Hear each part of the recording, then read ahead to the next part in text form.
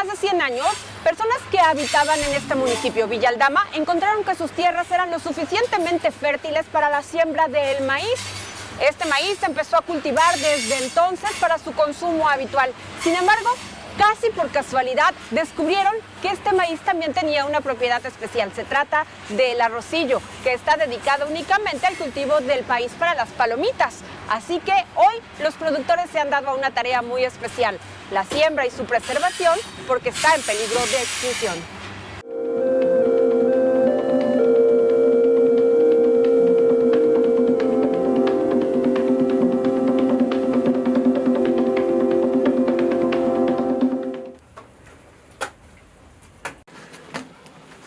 En México el maíz está íntimamente asociado a las tortillas. Sin embargo, existe evidencia que el primer alimento que se ha consumido antes de las tortillas son las palomitas de maíz. No todos los maíces son aptos para hacer palomita de maíz. En el caso de México son 7 razas de maíz las que tienen la facultad de reventar para hacer palomitas. Una de ellas es el maíz arrocillo, que es el que se cultiva tradicionalmente aquí, pues en las montañas altas de Veracruz, un poco Puebla, Tlaxcala, pudiera ser. Pero hay otras también, ¿no? Ahí existe el palomero toluqueño, está el chapalote. Estas 3 son de las razas más antiguas. México como productor de maíz se ubica en el 7º sitio a nivel internacional y el 5º como consumidor. Veracruz es el 2º productor en el país. Investigadores por años se han dedicado al estudio y origen de cada una de las variedades del maíz. Es el caso de la Fundación Tortilla, que pudo comprobar que desde hace 7,000 años, utilizando cenizas calientes, hacían explotar los granos de una raza en particular. Las palomitas de maíz es un alimento 100% mexicano, ¿no? Aquí se originaron los maíces primitivos, ¿no? Ancestrales, que dieron origen pues a todas nuestras palomitas. Antes de que los mexicanos comiéramos tortillas, tamales, ya comíamos palomitas hace más de 6,000, 7,000 años seguramente. Estas variedades antiguas o razas antiguas han sido conservadas principalmente por poblaciones rurales, muchas veces poblaciones de origen indígena, que pues por tradición y por costumbre han conservado esta raza. El maíz palomero se puede considerar la primera especie domesticada y las palomitas la primera forma en que se ha consumido. Todos estos maíces son maíces criollos, son maíces que sus semillas han sido pues trasladadas, ¿no? Traspasadas de generación en generación. Son maíces que son nativos de México. Veracruz tiene una producción de la gramínea que sobrepasa los 1.6 millones de toneladas anuales, la mayor parte para consumo humano. Entre las variedades que se siembran, unas 64 tan solo en México, hay 7 que posiblemente son las más antiguas, entre ellas el arrocillo. De este provienen las palomitas de maíz. Tienen que ser granos duros, de apariencia cristalina, eso es muy importante, ¿no? Esa es una de las características principales. Cuando tú ves el maíz, se ven muy brillosos, no deben de tener como manchas blancas. Generalmente estas manchas blancas lo que indican es una alta proporción de almidones. Cerca de Jalapa, aproximadamente a 1 hora, se ubica el municipio de Villa Aldama, donde el mayor porcentaje de la población se dedica a la agricultura, principalmente de papa, habas y maíz. Y entre esas siembras descubrieron que poseían un tesoro. Gracias a Dios que nos dio pues esta dicha de tener un maíz ancestral endémico, nos damos a la tarea de seguir investigando y sobre todo de dirigirnos a las autoridades correspondientes, como es la SADER. El ingeniero Oscar, representante legal de Agricultura en el estado de Veracruz, me autoriza que se está el proceso de la certificación. Pero este hallazgo no fue premeditado. Los campesinos se acercaron a la Fundación Tortilla en busca de orientación para obtener mazorcas de 50 centímetros, una variedad que se da en Nayarit, ya que hasta el momento desconocían el valor de su siembra. Los maíces siempre se recomienda tratar de encontrar maíces que se adapten a tus condiciones geográficas, climáticas, para que tengas un mayor éxito, ¿no?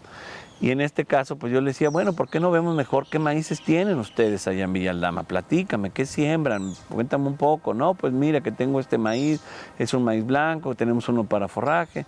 Y luego ahí salió, pues también ahí algunas personas cultivan el maíz arrocillo. Y le digo, bueno, pues ese maíz arrocillo es un maíz muy especial. Es uno de los maíces más antiguos de México.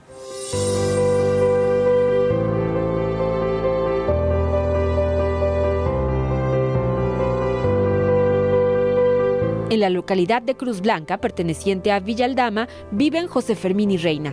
Toda su vida la han dedicado al campo en jornadas extenuantes que inician apenas amanece. Y ya preparativos de tierra, pues siempre usábamos una yunta porque no había tractores. Entonces, pues ya allí, ya entre familias de aquí todos nosotros, mis tíos, mis primos, ya nos empezamos a enseñar y ya también pues ya empezamos a arriar las yuntas. En sus terrenos, propicios por encontrarse a más de 2.000 metros del nivel del mar, se cosecha el maíz. La tecnología no ha llegado, así que la siembra es a la usanza tradicional y con todo y que las mulas amanecieron rejegas, ni eso les valió para ponerse a trabajar. Pero como nos enseñaron, las enseñanzas de escoger esa semilla bien, ahora sí, seleccionar la mazorca y escoger la semilla para poder sembrar los campos, pero siempre y cuando se hace en preparativo. Se barbecha, se le echa ratra de picos, se prepara allí la tierra, después viene otra vez la yunta, vuelve a cruzar. En abril, ellos ahora sí siembran puro en abril, porque como por el hielo cae hasta por marzo. A veces nomás la va encontrando el hielo, la milpa. Y pues ella no entiende, ella sigue saliendo y aunque calle se da, aunque sea poquito se da.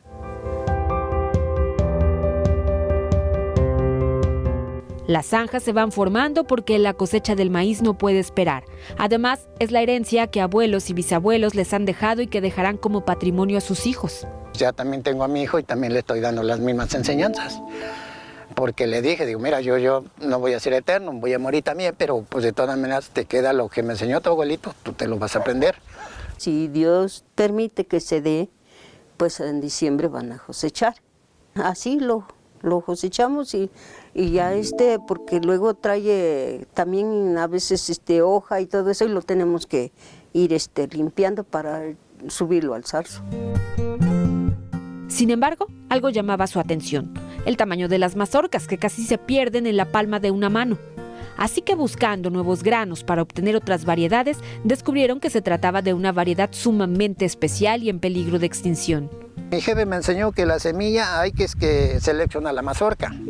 Saliendo del campo, que ya se terminó de piscar, se hacen los montones de mazorca. Se va a escoger la mazorca, toda la limpia y todo el machito que está manchado se aparta.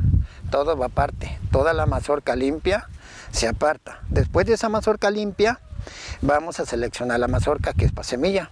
Allí se selecciona la mejor mazorca, se le busca bien de qué color es el lote, de qué color es el brillo del maíz, porque también tiene un brillo, y también dicen, no, pues este es maíz chiquito, del maíz que le decimos el maíz arrocillito. Pues de esta semilla vamos a seleccionar. Los investigadores acudieron a su auxilio y entre la milpa se detectaron algunas mazorcas aún con la genética original, ya que muchas otras se han mezclado. El señor de Cruz Blanca vino, siempre trajo un señor, dice que de México, y ese vino a descubrir que es para lo de la... Hacer palomitas. Ajá, hacer palomas.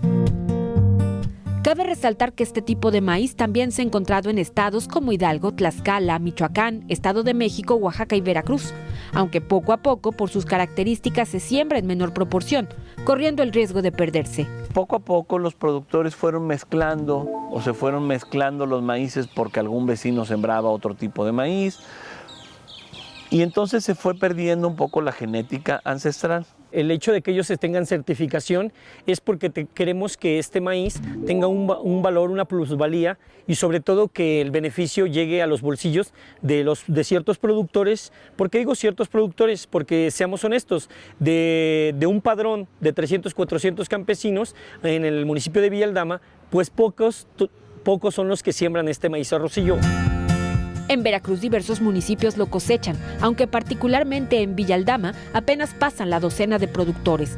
Prácticamente todos elaboran tortillas u otros productos, pero ni sospechaban de las palomitas de maíz. Tiene una diferencia porque este maíz pues es mucho mejor que el maíz ancho. Porque el maíz ancho lo que tiene, que están bonitas las tortillas, suavecitas y todo, pero tibiecitas. Pero cuando llegan a enfriar, también corriositas. Y ya estas no, porque estas las vuelven a tibiar y quedan como recién hechas. Hacían el pinole. Entonces echaban el maíz todo y ya lo echaban y pues de veras no necesitaba aceite, se hacían las palomitas, pero nunca se nos ocurrió ver hecho una prueba o decir, bueno, pues este maíz es palomero. No, pues ellos nomás iban, lo maldeaban con el metate y ya estaba el pinole. Pero pues yo le echaba tantita agua y sí, le echaban azúcar y pues quedaba re bueno. El arrocillo es una variedad que por sus características lo hacen diferentes a los demás y que por el contacto con el calor exploten. De una forma muy, vamos a decir, muy tan casual, es que lo metimos al horno y obviamente yo hice otras pruebas también con lo que es en su hogar, en su casa de todos ustedes, meterlo a una cazuela, olla de peltre, para comprobar que también tronaran estos granos. Entonces nos damos cuenta que también es un maíz que sin aceite o con aceite puede tronar el grano. En el interior del grano siempre se conserva un poquito de humedad, eso pasa en todos los granos de maíz, de frijol.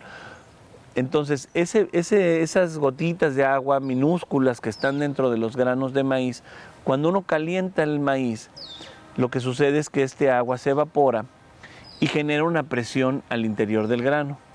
Si el grano es muy duro, con una consistencia muy cristalina, muy rígida, esto genera una gran presión. Y entonces esa presión hace que explote y estalle la palomita, ¿no? ¿Qué pasa si tenemos maíces suaves? Bueno, pues no logra estallar. Estalla el maíz, pero sin mucha presión. Pero esas mismas particularidades han provocado que cada vez se siembre menos. De este maíz hay poco, nada más aquí de los de aquí, de este rancho, nada más hemos como 5 personas que sí lo hay.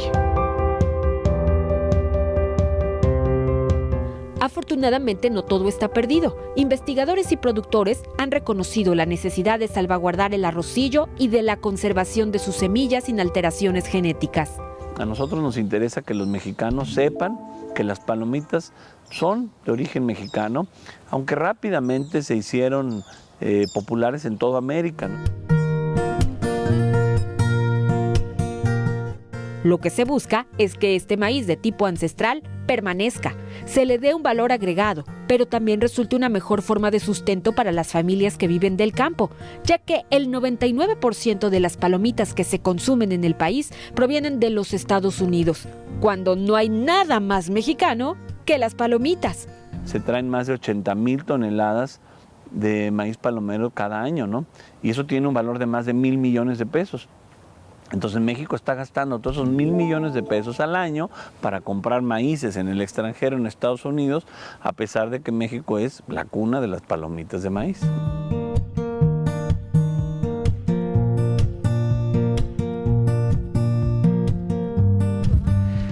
Lo estamos regalando en $5.50 el kilo. Baratísimo porque lo agarramos para consumo, o sea, nosotros lo agarramos para tortilla. Bueno, si José echa muchito, pues lo vende. Mi esposo lo vende, lo va vendiendo con las personas mismo de aquí, porque como cae mucho hielo, luego se acaba y mi esposo tiene otros terrenos más a donde no cae, no le asienta y eso es lo que él rejunta para tener. Desde luego el proceso no será fácil y el camino aún es largo. Hacerle justicia a más de 100 años al campo villaldameñense y sobre todo a estos campesinos. En el estado de Veracruz, el maíz arrocillo se siembra en la franja que comprende los municipios de Cuacuatzintla a Perote. ¿Qué es lo interesante? Bueno, pues que Veracruz tiene la oportunidad de recuperar las palomitas de maíz, pues para los veracruzanos y para los mexicanos, ¿no? Nosotros quisiéramos que hubiera interés, ¿no? Por parte, pues tanto de los productores como de los consumidores, para que recuperemos esta raza de maíz.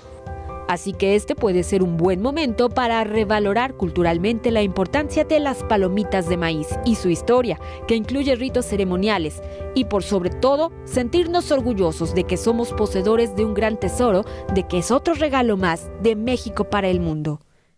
Estamos hablando de que antes de que estuviera el precio de garantía, se pagaba en 2-3 pesos una tonelada. 2-3 pesos es realmente una grosería, un insulto a él, al campesino.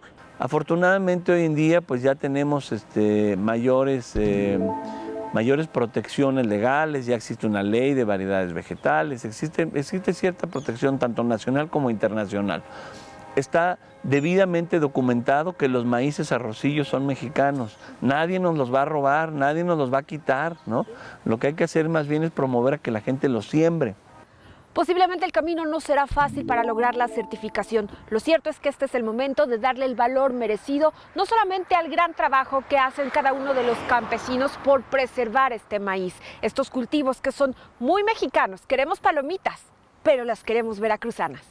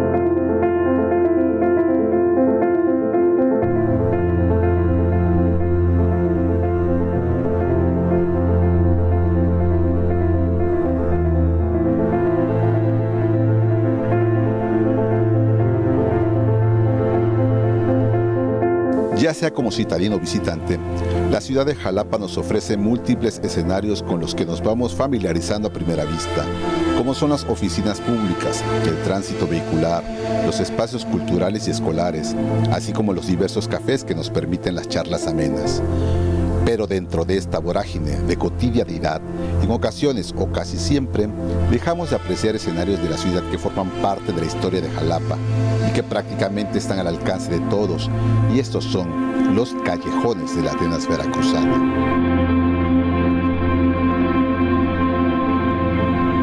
Los visitantes y las nuevas generaciones deben de conocer una parte de la Jalapa mágica que, incluso, a lo largo de los años se ha convertido en leyenda urbana.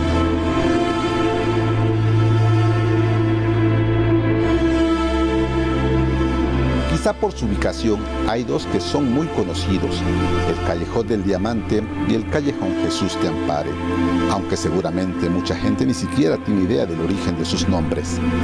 Del primero, se dice que su nombre viene de la historia de dos enamorados. El novio, que ante el inmenso amor que le profesaba a una agraciada joven, le regaló una sortija que llevaba un diamante mágico. Ante el gesto, ella le prometió al joven que jamás se quitaría el anillo aunque él estuviera ausente.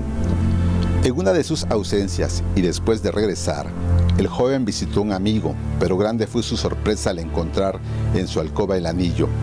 Al dirigirse a su casa y ver a su prometida, se dio cuenta que ella no portaba la sortija, con lo que comprobó que había sido traicionado, por lo que su decisión fue enterrarle un puñal para asesinarla y tirarle sobre el cuerpo la sortija con el diamante de la desgracia.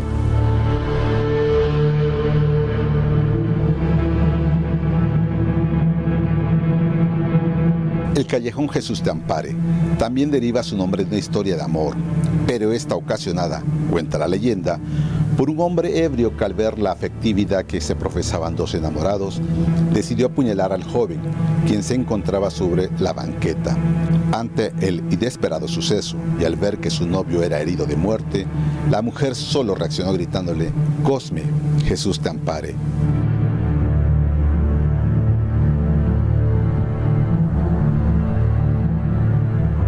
El Callejón de la Calavera. Otro desenlace fatal ante una pareja, siendo en esta ocasión una mujer que ante la sospecha, los celos y el alcoholismo de su marido, en un momento de furia le dio muerte con una hacha, además de degollarlo. El cuerpo y la cabeza del hombre fueron enterrados en la misma casa que habitaban, pero al descubrirse el crimen y desenterrarlos, encontraron una cabeza impregnada de cal, pero ya convertida en calavera. De ahí el nombre.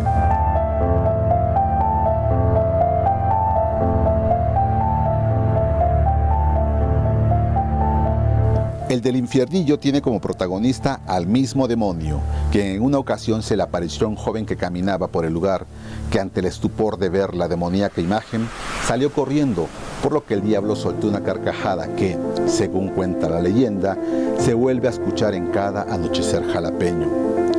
Pero la versión más apegada al origen del nombre nos la cuenta don Salvador Díaz Mirón Carballo, quien nació en este barrio y revela un aspecto prácticamente desconocido para la mayoría. El origen viene incluso desde antes de que fuera callejón.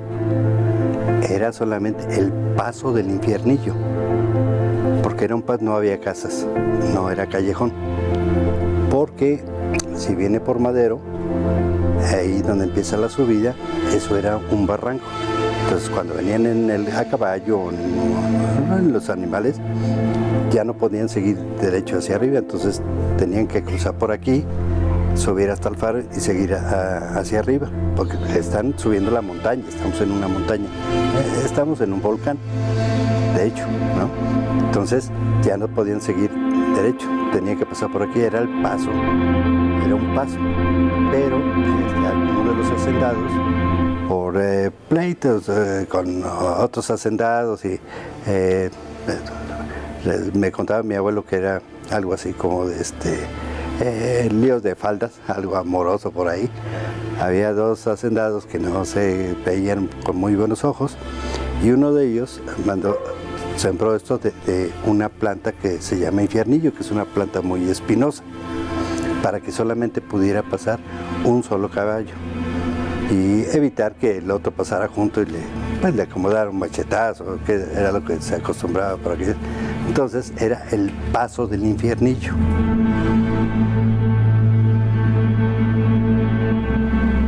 El Callejón del Perro también está envuelta en una tragedia, el de un querido matrimonio que fue asesinado, pero que ante el violento hecho fue defendido por un perro que tenían de mascota. El can defendió a sus amos y aunque también le dieron muerte, en su hocico encontraron un pedazo de tela del asesino, situación que coadyuvó para que el responsable fuera arrestado.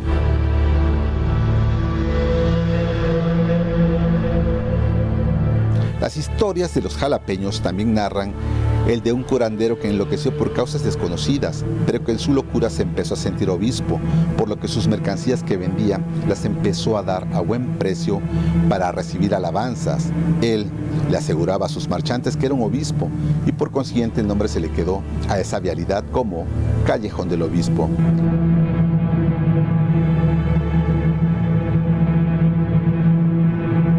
¿Y qué decir del Callejón de los Negritos, que tiene una singular historia de un matrimonio caucásico que en forma inverosímil concibieron a un par de gemelos mulatos? Como la lógica de la situación, el marido estalló en cólera y ante la duda innegable acudieron con un párroco de Jalapa, quien a su vez los envió con un médico. El asunto se calmó cuando el galeno les comentó que el color de sus hijos se derivaba simplemente a que, durante el embarazo, la mujer observó una muñeca negra y por influencia psíquica dio a luz a gemelos negritos.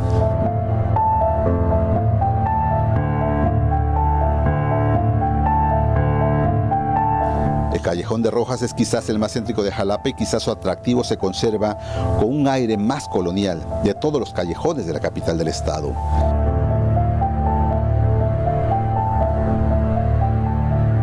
Y ante lo que se pudiera uno imaginar, el Callejón de las Flores no se debe al agradable aroma que podrían generar las gardenias o jazmines, sino que en forma irónica el nombre se deriva a que por las noches los noctámbulos realizaban sus necesidades en ese lugar.